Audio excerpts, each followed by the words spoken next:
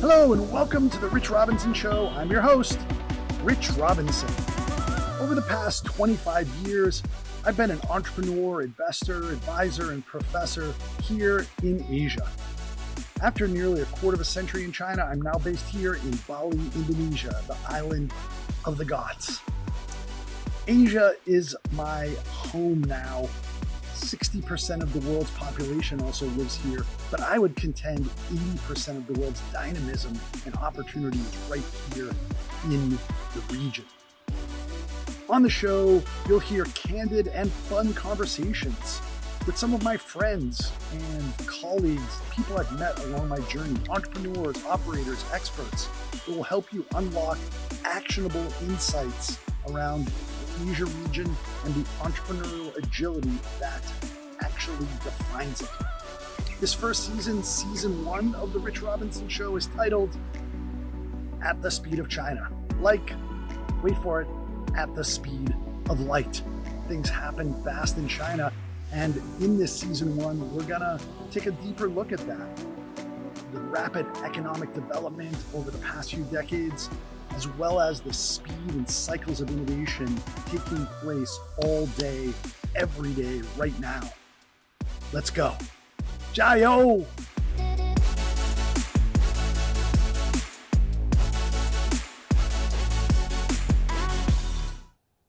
Showtime. All right, that's it. Start and kick off the recording here. Nathan, my friend from his factory in southern Beijing, welcome to the pod, my old friend. Great to see you. It's awesome to be here, and yeah, I miss you, man. You're not here anymore. Miss you too, buddy. I know, but you know what? I will be blown away somewhere on a beach or something, right? Oh my goodness. I'm really optimizing for lifestyle here in Bali. Some people are looking to maybe come here because now COVID as the ultimate accelerant has freed up friends in New York and Shanghai and Silicon Valley and Singapore, right? And I tell them, don't really think about coming to Bali because it's really not as good as people make it out to be. Well, I mean, except for the nature, the weather, the culture, the people, and the prices, and yeah. But other than that, no, it's great. It's small stuff, man. Small stuff. But yeah, no, it's good. I love Beijing. Thanks so much. I love Beijing, and I'll be back and forth, 6-hour direct flight. And I love the grittiness and edginess of Beijing. And your factory in southern Beijing kind of personifies that. It's like where shit's happening, right? Right in it. But before we dig into your just phantasmagorical, awesome journey with electric motorcycles, Evoke motorcycles down in the outskirts of Beijing, I want to dig into Hero's journey. Take us back to yesteryear, my friend, to where you were born and raised and your sort of Chinese history all the way back. Yeah, like dark and stormy night sort of story, or like general stuff. I want to know when you were bitten by a radioactive motorcycle when you were a child and became this superhero electric mobility entrepreneur in China.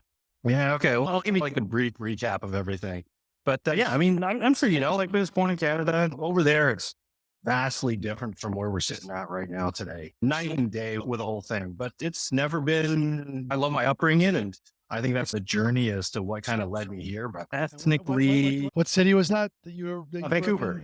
Yeah, Vancouver, born and raised. Lots and lots of Chinese out there. But I never actually thought it was like a thing. Grew up around the Chinese culture, but sort of westernized.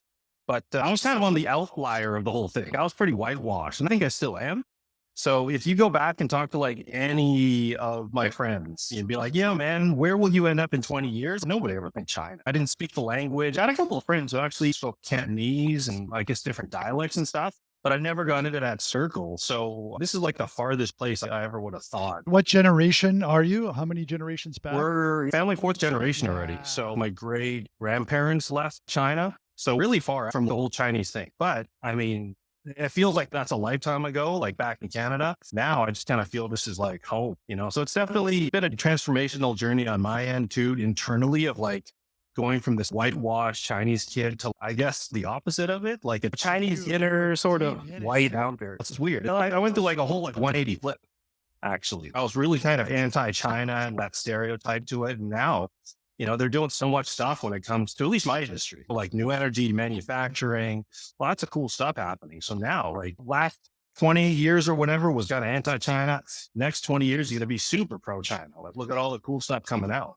Yeah, you're like an Italian gladiator that was born in one of the hinterlands, and then you go into the arena in Rome. Supposed to be Italian, man. You're in the arena, right? So you're kind of back in the ultimate fighting arena, which is the entrepreneurial arena of Beijing. Yeah, there you go. Yeah, it definitely feels like that, man. Every day it's a battle, every day it's a fight, but at the end of it, you get a little bit of a win, a small win or something. So it feels good. Sure. It's like getting punched 100 times, but you get one or two good hits and you're like, yeah, that's awesome. I don't know.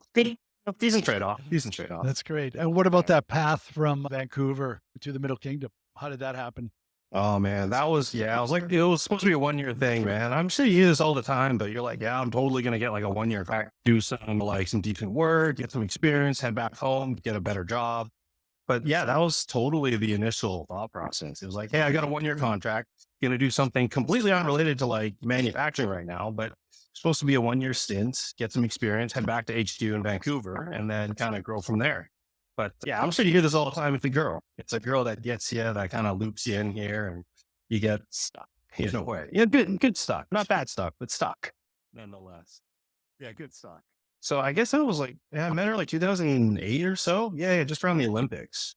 So I was here in 2006, moved here. I was supposed to be here for a year. It was kind of like a pondering after the first year. I was kind of like pondering back and forth. And I was like, yeah, you know what? I think it's time to go home. I really can't speak Chinese. It's really difficult. I'm sure you were here at the time as well. And you know, how many Western food restaurants were there? It was like McDonald's and KFC. So you had two choices. Yeah, it was super limited. But actually, the interesting thing, man, like back, I guess it's 2007 when I got kind of like my contract kind of just ran up. And I was like at the cusp of like, do I go or do I stay or try it another year or head back home? And that's kind of like the year that we were seeing all these like little electric scooters flying by. And I was like, you know what, as my going away gift, I'm just going to buy myself one. It was like $400 or something, like ridiculously cheap. I was going to buy it, ride it around for like a week and then just literally throw it and just go back home. So I kind of bought that. And to be honest, man, that's kind of why electrification has really shifted. Yeah, this completely shifted my life because if I didn't buy that electric scooter, I never would have started exploring Beijing. I never would have fell in love with it to try another year. And the following year, I met my wife. So yeah, if I didn't have that electric scooter, I would have been back home in Vancouver. I would never met her and my whole life would be really good. Yeah. And you were already in manufacturing. And so yeah, that was the whole thing. Like coming from a car background, it was always like everybody wanted to go faster. They wanted to go faster. They want to go kind of like longer, especially for electrics. But yeah, kind of kickstarted the whole like interest into like tinkering into mobility, like electric mobility. So I was able to rip that apart. I was able to hack it pretty quick. And that's kind of the whole premise of like what got started into electric motorcycling. Because I kind of took that little electric scooter and took it to its max. Like I was doing 100 kilometers an hour on that thing. And imagine like these tiny little wheels and it was kind of like real flickering and kind of, yeah, exactly. Brakes were super small. The whole frame was kind of shaking. So it was really sketchy. But that was all like, you want to go 100 kilometers an hour, you want to go above 100, you need a more stable platform. So that was kind of like the point, the tipping point where I was like, okay, you know what, we got to shift. We got to get into something that's better build, stronger brakes, overall more stability. And it kind of got us into the whole motorcycle. So yeah, it's still a growing thing. We're still R&Ding and developing things every day. But yeah, that was kind of like the kickoff point for it. It was really like, hey, I want to ride something myself. It's got to meet my own sort of specifications. And from there, we started finding out like, hey, other people kind of want to buy it as well. So yeah, it was never business. Yeah, it's very much like an Elon Musk kind of thing that I'm going to have to make it happen, right? Nobody else make it happen. I guess I'll just have to build it. And you built something so goddamn sexy. I mean, that thing is as far from a shitty little scooter with a governor on it. I mean, that is like a world-class vehicle that it just looks great and it has sick torque, right? I mean, like that thing is just, it's amazing, right? So it's like you've really like created something definitely world-class and just groundbreaking. But tell us out in podcast land about that sort of early days when you were trying to get this whole thing. Yeah. Kick it off. Yeah. Yeah. Like, you know, what's super weird about China is like for some reason, they don't have this like garage culture sort of thing. Like you take a look at like Harley, Disney, all these, like you see these movies and stuff where they all kind of started in this like 2x2 sort of shack. And then coming from like the West, that's also kind of how we start. Like we want to build it in our garage. We want to make sure it kind of works and we got a little bit of space, but China doesn't. It's really weird. But like when we were first kicking off, I was actually renting a 1 by 1, like literally 1 square meter by 1 square meter outside. And okay, You can so actually rent something. That's smart. yeah, it was really weird. Well, we were renting it like from another guy. I never played, man, but I mean, like, imagine, like, it was just enough. Like, we just had the bike there, or literally for storage, and we would like kind of tinker around. The weird thing is, though, but I had to go around to like maybe 50 or 60 different shops and just ask them, can I rent 1 square meter by 1 square meter to store a bike? And he'd be like, hey, get back behind your line. Your toes over the line. Yeah, exactly. It was like, he sectioned it off, he put tape and everything. The weird thing is, Rich, like, he gave us the space, but he gave it to us.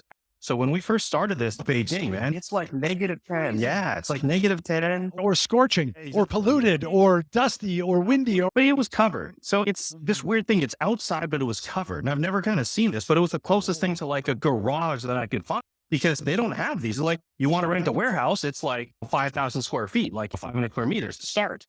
But you want like a tiny ass warehouse. Nobody has that here, right? So it was really, it was like that. That's amazing. So a lot of like software companies start in the garage, but you are so like cost conscious that you should have started in a garage, but you're actually outside of a garage. Exactly. So it's actually, 1 by 1, wow. outside. I never heard that story either. That's a great origin story. You have a Yeah, picture of so- that? When you come and you've graciously agreed to guest lecture at my Peking University MBA class on entrepreneurship. And that's like the picture of Bezos Sure. sitting on his table with the spray painted Amazon in the background, right? So I love that photo. Yeah, I've seen that, man. And it totally takes him back to like when we first started. I remember I was actually like, I got the picture that I have is me in this like super thick down jacket with gloves trying to like put a screw in. And have you ever like put a screw in with gloves? It's really difficult. So yeah, it's like, I don't know, but yeah, it worked. It worked. that's terrific. And what year was that you rented that? That was probably like 2011 or so. I can't remember specifically, but I remember it was winter time, because when we first kicked off, I was already in quite a lot of gear. So yeah, look, winter of, I guess, 2010 or 2011. But at that point, it was still like tinkering around. I still had another startup at that time and kind of doing that like on the weekends, doing it at night. Tell us about that. Education, straight up education. Like that year, education was so hot, like English learning, trade learning, any sort of stuff that was related to like education. It was like, that was the place to be. So I was actually running that startup. It was really weird. I was doing language training, but that year or that era, I was trying to push the limits, and I did everything off of like a tablet. So back, 9 years ago, tablets were just kind of kicking off and everything. So I bought like hundreds of these super cheap tablets, like Android, I think 4.0. And it was really difficult, like the technical side of stuff. I set up a little server. It could download directly from our server, from our content. But the touchscreen was like resistive. It was really hard to like click on small icons. It was really poorly done. But at the end of the day, the company that bought my other company was in it just for the, so they didn't really care about the application and stuff. So I built out over like 2-3 years, hundreds of hours of video content, TTs, all for use on this tablet. So now I guess kind of moving forward, it's in hindsight, you never know, right? You don't know, oh, is this going to work? This tablet's really the way you're going to learn. But yeah, I guess nowadays it's all online. So I guess he's using the content for some good stuff. But yeah, that kind of like kicked off the whole, like after I sold that, I was able to like get a little bit of like seed cash and then start this full time. So that you use your own money, that kind of bootstrapped it on your own.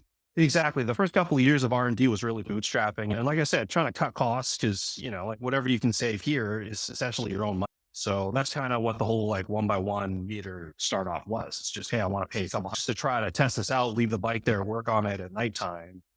Wow, fascinating. And then from there, how did you end up then more professionalizing the company and next milestones along the way? We still had like the whole, like we say it's like a logarithmic growth with this whole thing. Like I did start from a 1 by 1, then we moved to a 4 by 4, which was like literally, it wasn't that much bigger, but we actually spent quite a lot of time there. We spent maybe a year and a half, and it was really interesting because we started off with like 4 square meters there, and we actually invested in building a second floor, sort of, because it was like a high ceiling warehouse. So we got 4 by 4, but we ended up making that 8 by 8, sort of.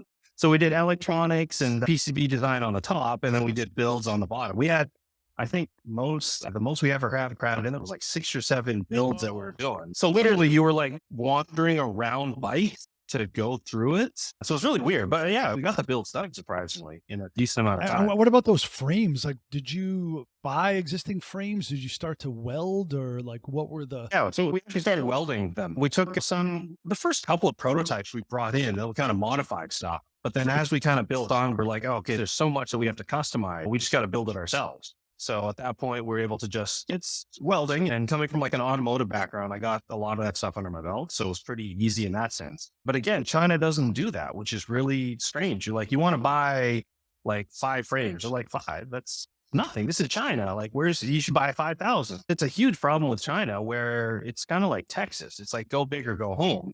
And they don't really, I don't know, maybe in manufacturing, I haven't really found this whole niche that kind of builds up organically. So from my experience here, you either kind of raise investment and then buy 5,000, develop it, and then kind of go from there, or you don't bother starting. I don't know. Like, that's just kind of my take on it. Fascinating. Yeah. Cause I guess down in in Shenzhen and Guangdong, like if you want to do electronics manufacturing, then maybe they're like, okay, you know what? We'll prototype this with you and we'll spark it up. But yeah, I think that tinkering culture, like when I got to Beijing in 99, when I first moved there, splitting time between Hong Kong, there's 400,000 cars in the whole city. And most of them were owned by Dawei, right? People didn't have individual cars, right? So nobody ever grew up like fixing cars. Like you needed to, yeah. So then there was no personal and there was no like industry. Yeah, indeed. Yeah, like, oh, you're working on cars, you're fixing your own plumbing or something like that, or you're doing your own renovations. Exactly. Yeah, that's the whole thing. So I don't know, at least Beijing, coming from that circle, it gets looked down upon. So a lot of people, I feel, don't even start. They think they may have like awesome ideas, and they may not have like, they don't want to go 100% into it, but like, how do you even tinker? It's a huge missing segmentation, I think. Fascinating. Yeah. And I think a lot of the scooter market got kind of dominated by Japanese players and maybe Taiwanese with bicycles and maybe some scooters as well too. So maybe, yeah. So it was actually pretty bold to just say, you know what, kind of Elon Musk, like, I'm going to say it. I said it again for the second time, like where you're just like, at least you had some automobile experience. He didn't have any, but just like, hey, let's go rethink this whole thing. And you guys built that from complete scratch. It's really fascinating. Yeah, it was like again, it's build it for yourself, right? Build it for yourself. And if you start flipping it, there's a market. But yeah, I don't know. Actually, I don't know the story of how we started. I know he just invested into Tesla, but I actually don't know too much about before we PayPal the Tesla transition. Well, I think his idea was that the planet is going to basically implode from global warming. Solar City and Tesla, and then let's have an exit option. He's like, he wants to die on Mars, just not on impact, he said, right? So, but I mean, he really brought a lot of interesting new, I watched a video with him recently and he's like, prototyping is actually fun and manufacturing is brutal, and being cash flow positive is just absolutely nightmarish and harrowing, right? Totally agree with him, man. That is such a headache right now that we're like smack in the middle. I guess, what he was, 5 years ago, he was saying manufacturing hell. Like, that's what we're doing on a daily basis. So let's get to that in a minute. Like, tell us about some of the strategic investment you got in this kick-ass warehouse that you're in now, and like your great team. What were the milestones along the way? And yeah, so we eventually scaled up here to, we're actually on Foxconn's incubator lab right now. So it's the guys that do, the iPhones, everything like that. They got a massive, this is one of the smallest facilities, I think, in Beijing, but they have 4 phases. This one's like, I don't know. It's huge, man. They got like 5 to 10,000 people just on this phase. So it's pretty big. They got 4 other bases in this Yizhuang, Beijing area. And this is the smallest one that they got. So yeah, I mean, Foxconn's been super helpful at us, and really, as Mutt was saying, manufacturing hell sort of thing. They got this down. Like, they got such a good team. They got such good engineers that they can kind of pick and choose exactly this battery pack, this sort of PCB. What issues are you going to face at 100,000 or like 50,000 units? Where at this point, invaluable. Yeah. Like 2-3 years ago, when we first kicked this off doing like a couple thousand, we're like, yeah, we're not going to get to 50,000 yet. But it's always good to keep those in mind, learn as much as you can, because eventually that is kind of our goal. And they are so good in terms of like what to look for, in terms of just the precision that they have when it comes to manufacturing. A lot of people think it's just like you just stick stuff on a board, you kind of build it, hand or whatever, weld it together, and you're good to go. But they got a really good analogy that kind of really stuck with me over the last couple of years. There's kind of milestones when it comes to manufacturing. I guess this kind of applies to other stuff, but they say it's, 1, 10,000, 100,000. So you only build on manufacturing to those numbers. Anything below, and you're in a category. So you build one prototyping, right? Like super easy. You can take 3 months, 5 months, whatever, to build a single prototype. You can't take that mindset or the manufacturing method or the thought process or the engineering into the next scale, which is only 10. So they say 10 is kind of like the next step up. When you're building 10, you call it like test mules, prototype sort of stuff. I guess one would be concept then. So then 10 would kind of be test muled and like you're getting on the road, you're giving it to customer feedback. And they say the whole process then changes. The precision that you need, the accuracy, the stability, the manufacturing kind of consistency you need is completely different. And going through that a couple of years ago, I totally understand it now. Doing 10, you could still get away with like C parts. You can do kind of additive manufacturing, no problem. But then you're thinking 6 hours to print a part. Doing 10, yeah, that's not bad. Like 6 hours times 10, that's only 60 hours. You can't take that to the next step, which is 1,000. How are you going to do 6,000 hours to make a part by additive manufacturing? It doesn't work anymore. So they kind of give us this 110. We're not at 100,000 yet, but so we're still under the 1,000. So we're in that sort of mind space and that sort of manufacturing methods. We've had to shift a lot of our processes to like faster sort of manufacturing processes. We used to do a lot of additive for prototyping, and we actually started getting into like additive manufacturing also for some cosmetic panels and stuff like that. But even at, 10 plus units, it doesn't make time sense anymore. The amount that you're spending 3D printing something, the amount that you're doing, it doesn't work from just vacuum forming it, or it's not the consistency and speed you need. So they've been super helpful, man. It's stuck with me 1, 10,000, 100,000. And hopefully we get to the 100,000 mark where we're going to have to shift our mindset once again of how to be able to produce stuff at 100,000 quantity batch or whatever. And we'll be doing quite successfully. We'll be quite successful, but that's kind of like the goal. That's the goal. We want to shift to that next phase, that next milestone. Great way to frame it. That's really super insightful. Totally not my mindset, man. But yeah, they were super insightful when they were built to only the phase that you need for manufacturing. Because at the next phase, the next jump, everything changes. Love it. And how did you connect up with Foxconn? I mean, they're just a behemoth of a company. They are, man. They're such a massive company. And it was such like Chinese, like they got this word that's just like yuanfen. It's like destiny. It's like, I don't know, fate. Yeah, sort of fate, I guess is the easiest translation. We were back in our previous facility. So I was saying like, we kind of scaled up on logarithmic scales. So we were at a different warehouse that we had about 200, 300 square meters, about 2,000 square feet. And it's on a golf course. Well, it's like right next to a golf course. So it was this beautiful kind of like rustic warehouse that was just sitting right next to one of our investors actually owns the golf course. So he kind of gave us that space. And just one day, like these two people just kind of knocked on our door and they were like, hey, we're from Foxconn, Beijing. We'd like to talk to you about doing some new energy vehicle stuff. And at that point in time, like it was like, it's super random. Who does that? Who walks up to your door? Who finds you first of all on the internet and then finds out you're in the same city? Who walks up to your door without a call or an email and just from one of the largest contract manufacturing companies in the world and just kind of knocks on it and says like, hey, you want to do something? So honestly, we actually slammed the door.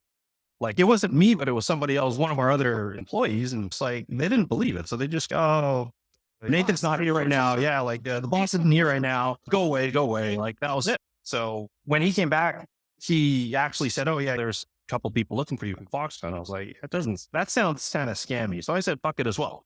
So I don't know. But again, 2 days later, like clockwork, 2 days later, they came back. And at that point, they gave us, I guess, yeah, I don't know if they gave my employee a card at that time, but I was the one that kind of answered the door because they were like, oh, these guys are back. They gave me a card that actually was like Foxconn Precision Manufacturing. And I was like, holy shit, these guys really are like from Foxconn Beijing.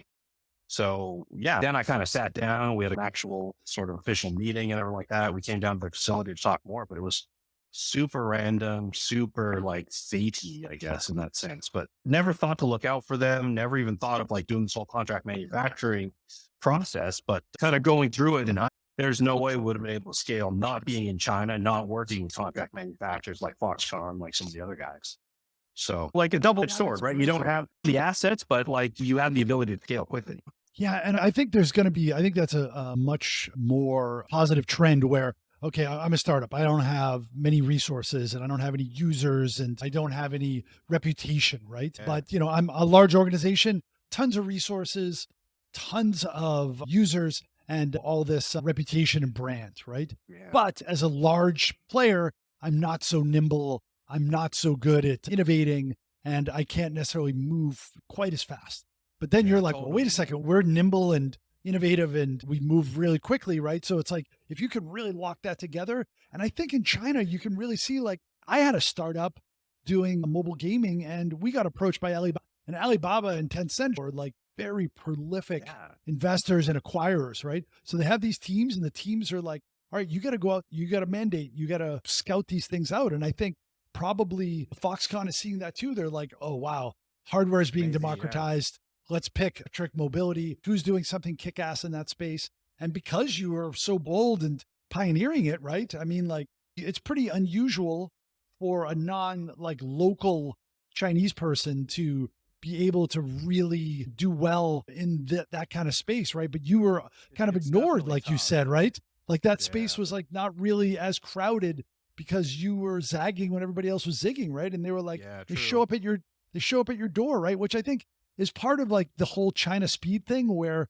there's so much competition and these large players are so kind of like paranoid and even also opportunistic that they're driving and moving ahead because they're like, we're going to get disrupted.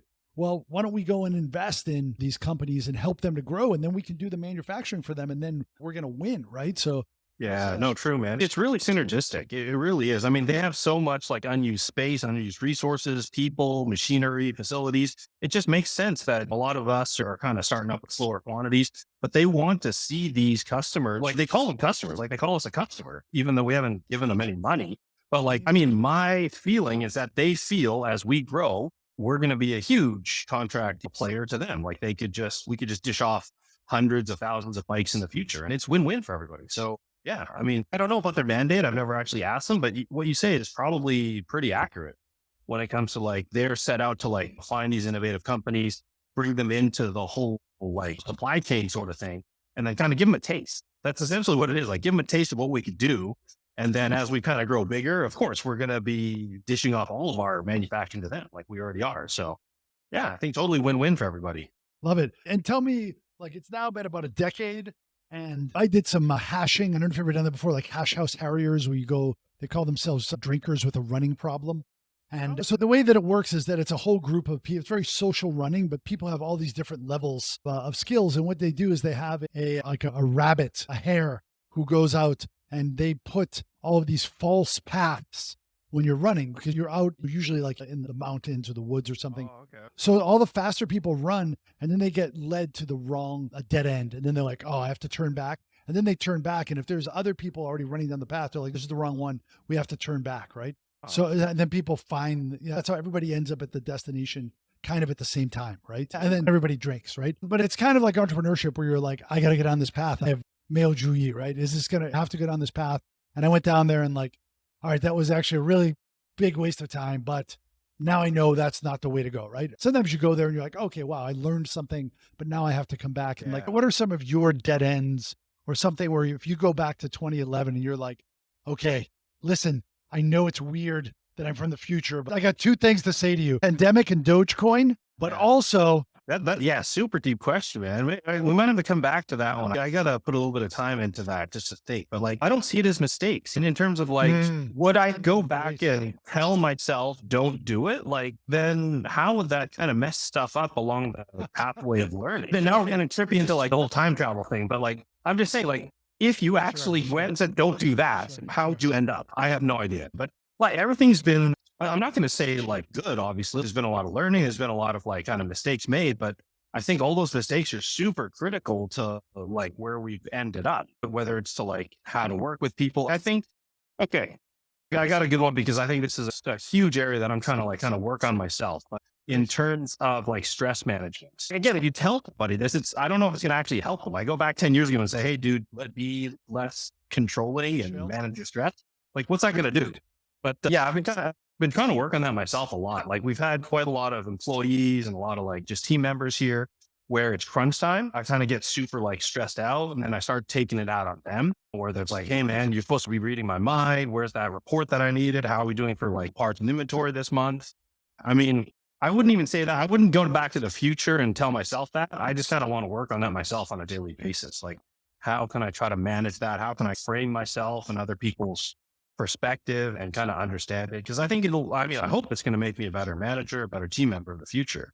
Yeah. I mean, I guess I know it doesn't really answer your question, but super stressful here. Yeah. I have to rethink that question anyway, because that is kind of silly. The whole butterfly flaps its wings and maybe you bump into it when you show up through your time, and then it causes a different pandemic to happen because of that. Who knows, right? It's mental news called, right? The butterfly effect. Isn't that the whole like time travel concept? Okay, cool. But that's a terrific point, and I think that's a book that I intend to write in the future about a mindset of entrepreneurship, right? And really and thanks for sharing, right? Because we're not the best version of ourselves as entrepreneurs all the time, because there is so much stress, and it is your baby, and it's like, I think it's easy to snap at people, and it's easy to just be counterproductive because you just want to win. Yeah. I mean, what do you do in that situation, man? Because sometimes we have so much stuff going on, manufacturing, R&D, you got sales, you got investment, all kind of creeping up on you right behind you. Like, how do you handle that? Well, I think there's two interesting things. I had Victor Koo, the founder of Yoku, as a guest lecturer at our MBA class. And when they really were like, they're losing money in every video that they're serving, right? Because the content delivery network, their CDN, is so expensive, right? And competition is high and they're running out of cash. And he's just getting kind of stressed and he's unable to really even think clearly, and he's staying up late. And then he had a mentor who was a very successful entrepreneur. And he's like, no, he's like, when you feel that, then you need to like be decisive, but you have to give yourself the best opportunity to decide well. So what that means is at least 7 hours of sleep, maybe 8 hours of sleep, like even sleep extra, and think about it before you go to sleep.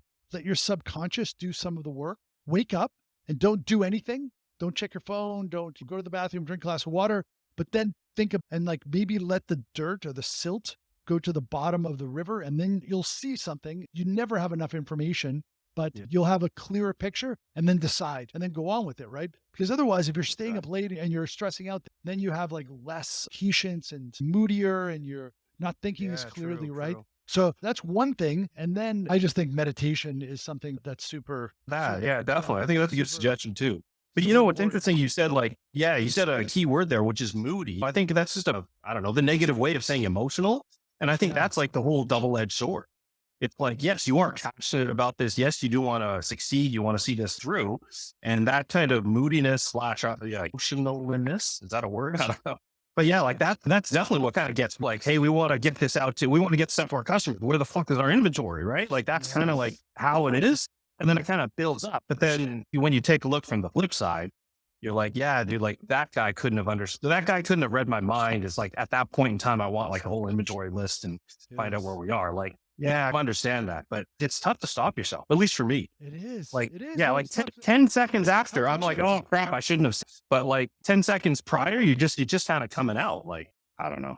Yeah. So I think that's why meditation for me, like that's something, transcendental meditation is an absolute superpower. Like it's something where really investing in, think of it as kind of like you're in this gnarled medieval forest and you take kind of this scythe and you clear out an area and it's got some nice grass and sunlight and maybe an old log, and you can like sit inside there and then just be like, okay, I got the sun shining on me and like I have some space. Because otherwise you're just like, fuck this forest. And you're just like kind of like battling it and you're in like the dark, and like you need to clear that out and invest in it, because there's two battles that you're fighting, right? The battle is like, oh, I'm battling out there against the market, against competitors, against whatever external forces, right? Innovation and like, but then there's the other battle between your ear holes, right? And like that battle is something that people usually don't give themselves enough space and support and invest in that. And I think it's really, brave of you to even admit, right, that like that's a shortcoming, because everybody has it, but people rarely talk about it. Right? Yeah, dude, you ask any of my employees, any of the team here, they're like, yeah, dude, that guy's got like, when he's stressed out, he's got like a super short fuse. But what do you do as you're hacking the forest? When you hit that kind of like limit, do you then just start chopping down trees, make that Zen section for you? Or do you do it kind of like before you set out?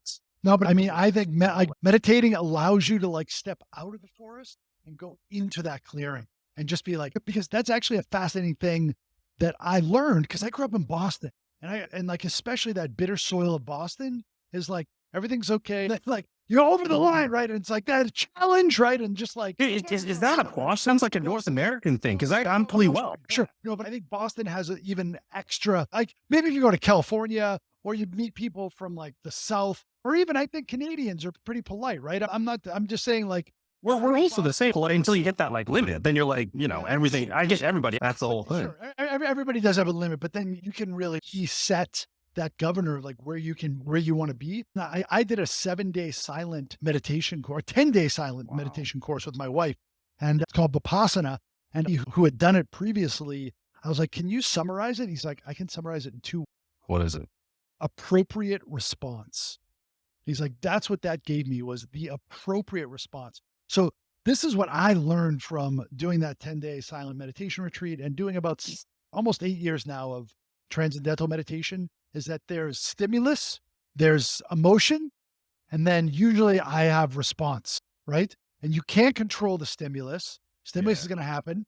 You can't control the emotion. The emotion is literally hardwired. It's like part of your firmware in there, right? You can't control your emotions. You're going to feel fear, anger, anxiety, excitement, whatever. Like those emotions happen to you before you even register them consciously, right? Your body reacts to it. And that's what Vipassana is all about, is like just being hyper aware of what's happening in your body. Like, oh, heart rate increasing and my skin is starting to feel prickly, and like, oh, I'm like sweating, or my temperature's changing and I'm breathing differently. And it's like, oh, I'm feeling anger, which is like the public face of fear or whatever, right? And you can't do anything about that. But what happens is you can choose. So it's stimulus, emotion, space, and then response. So it's like, that's why I think of like, that's what meditation does. It allows me to be like, oh, fuck, are you kidding me? You don't even know what I'm doing. But then you can like, it gives you to like, then choose how you want to react, right? So it's interesting way of putting it. I mean, but I've always been kind of like on the whole onus of like controlling your emotions. Everybody's talking about like, hey, you gotta, as a manager, as a leader, you got to control your emotions. What you're saying is you got no choice with that, but you can control the response, which it kind of makes sense. You don't think there's any way to control the emotions? Like really, at some point in time, do you just want to like pass off the fear? Do you want to just pass off the uncertainty? Like, is there a way to just turn that off? You see, that'd be the magical kind of like skill for us. I don't think so. There isn't, right? There is no, I think you're hardwired. Some people are hardwired to feel more fear or feel more anxiety. And I don't think there's really much that can be done about that. I do think that you have to offset it with sleep, diet, exercise, meditation, journaling, time with friends. Journaling is a superpower as well too, because journaling is something where I take all the butterflies fluttering around in my head and I pin them down on paper. I write for 2 pages of like, oh my God, I'm worried about my son doing his remote learning because it's not working out for him, right? Or I really have stress about this new venture that I'm launching because I don't have the product market fit yet or whatever, right? And just writing about it and like consciously focusing on it, like that's something that can make it. And then I think the last thing I'll say is that I think in the non-stress situations, it's really good to kind of outsource your stress. Like when things are not in an emergency mode, like make some sort of artificial kind of emergencies or pressure with your staff and allow them to feel that and kind of become anti-fragile and make mistakes. And so then, because oftentimes it's like, it's only when it's an emergency and only now, and then you have no room to make a mistake. And then it's like, then let's all back off. And then like 3 months later, like, all right, now, and then they're just like, well, shit, like I still haven't worked on that. Right. So it's almost your job, just like there's no bad pets, there's only bad owners. Right. And there's no bad employees. There's only a bad manager or leader. Right. True. And like, and it's really tough to like create that environment where they're becoming anti-fragile along the way because it's a lot of extra work. But then in the future, then that culture is created. And that my favorite definition of culture is that it's what people do when you're not there. Right. And like, then when you start going from 1,000 to 100,000, then it's able to like kind of. Then that's true. Yeah. True scaling. Hands off. You're not there. Yeah, totally, man. But so anyway, I enjoy talking about that, but that's another podcast and another book. I think that whole, like all that stuff between your ear holes as an entrepreneur, like that's like so little talked about, but it's such an important thing, right? It is, man. Like how do you make people better entrepreneurs? It's all about like, well, either controlling your emotions or controlling your response. One of those two. Figure out how to do either one. And I think everything will flow a lot better. there's been tons of times where there's just arguments and like just pure, like straight up almost fighting based off of either a bad response or like, hey, you know what, 10 seconds ago, I probably shouldn't have said that, but hell, I'm neck deep into it already. Just continue the fight.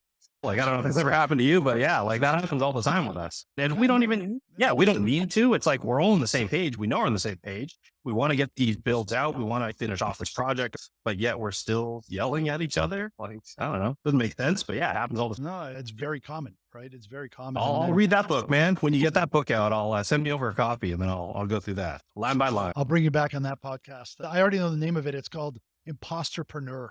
Because there's like also, because everybody's got imposter syndrome anyway, Totally. right? And then if you're doing something that's never been done before, like make a fucking kick-ass electric motorcycle in China, like then you're like, can this even be done? Am I the right one to take it to the next level? Like, oh my God, there's another part. It's like, of course you're riddled with fear, uncertainty, and doubt because you've decided to do something that's so incredibly unknowable and risky and difficult that it's supposed to feel that way. Right. Yeah. I mean, that's the whole neck deep thing. We're kind of neck deep into it already. So it's really hard to get backwards or a different direction or what. Yeah. I mean, the vibe I got in the factory when I was there is that it's the can do optimism and everything's possible. And everybody's so geeked out and into what you do. That's of course necessary to be able to drive. Yeah. Like I guess they're both the North American in that sense. So like mindset and everything's kind of lined up, but man, coming out to China, it's like a whole different ballgame. Like you're dealing with every sort of different culture out there and on the planet. They all somehow find each other based on the project. So like I'm working with like people from Poland. Okay, cool. So anyways, yeah, we'll continue on. But like, yeah, I mean, working with like people from Europe and they've got such an interesting sort of like culture to the whole thing. Like they're super relaxed when it comes to, I guess, comparatively to from like North America. Like, I don't know about you, like your experience here in China, but like talking to them, it's like, oh, I'm taking the weekend off as an entrepreneur. Like, when do you ever take a weekend off? So like, there's times I'll message him on like Saturday morning and then I won't get a response for like 48 hours, which is like, it's insane when it comes to like, number one, entrepreneurship. Number two, like North Americans. Yeah. I don't know if that's your take as well, but like anytime, like 15 years ago, 20 years ago back in Canada, you text somebody, like they should text you back within a couple of like hours. I don't know, like leaving it 2 straight days. That's crazy. And that happened like a lot of time. And apparently it's like super normal. It's like, hey, we don't work weekends or like 5 o'clock. Some of our dealers and distributors, we've actually had that exact same issue where it's like the time difference. Obviously we're facing like European time and China time, but there's times that I'm running through like a technical call or I'm helping one of our teammates run through a technical call. And they're like, okay, so you disassemble this section, take a couple screws out. And then what you want to do is you want to unplug this. And he's like, oh, hold on. It's like 5 o'clock here. And I'm like, okay. And he's like, well, I'm going to go home. I'm like, we're in the middle of like, we're like disassembling half your bike. And he's like, yeah, no problem. We'll pick it up tomorrow. And I'm like, how do you just leave a bike like half disassembled? Like it's the customer's bike. Like, is he not going to care? Is he not going to like want it done quickly? But he's like, no, that's how you do it in Europe. Like 5 o'clock on the dot. I'm clocked out. I'm going home. Like that's it. And it's such a weird thing. Like these guys they're also running their business. It's like a small business to them. And if they're super relaxed about it, I don't know how they come across to their customers, but apparently that's the norm. So it's been a big shift, kind of like reshifting from like the 996 here in China. Then you got the entrepreneur stuff, generally worldwide, we're all kind of go. And then you got North Americans, I think we're kind of in the middle where they're acceptable at any point in time, but they may not be working. And then you got Europeans who are just like, oh, totally taking the time off. So it's learning to manage that, learning to work with them. And yeah, it's been interesting. It's a very broad range that we have to deal with. Fascinating. Yeah. And I think that's part of the purpose of the book is that, okay, maybe you don't want to be in China. Maybe you don't actually even want to do any sort of manufacturing in China, but Chinese companies are now starting to be much more aggressive going global and they're going to be competing with you, right? And like, that's the kind of new normal in a way. The clock speed is just going to be different and you need to learn some of the tactics and approaches around that to be able to remain competitive. I mean, even people coming into or trying to do business with China, it's just something that I think will be a whole shift, like especially the whole new norm where everything online based, everything is like video conference. Like we have meetings all the time now, like 12 o'clock, midnight, 1 o'clock in the morning, talking to like West North America. That's the norm, I think, whether you're in entrepreneurship or not.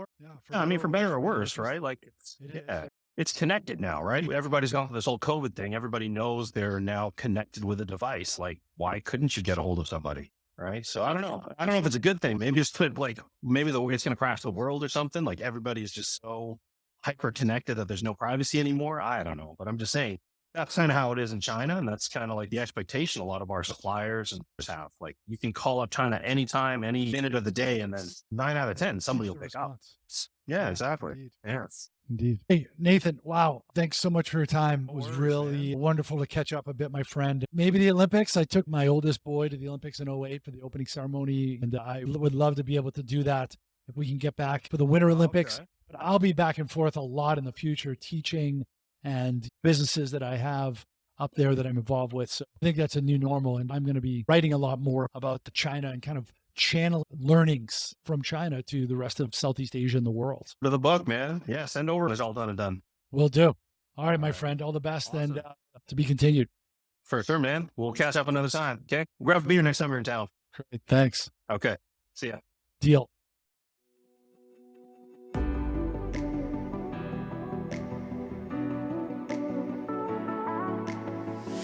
That's a wrap.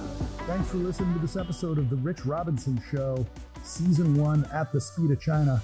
Visit therichrobinson.com/show to smash that subscribe button. Please also go to iTunes or whatever platform of choice, rate and comment. And until next time, thank you very much. 再见. Cheers out.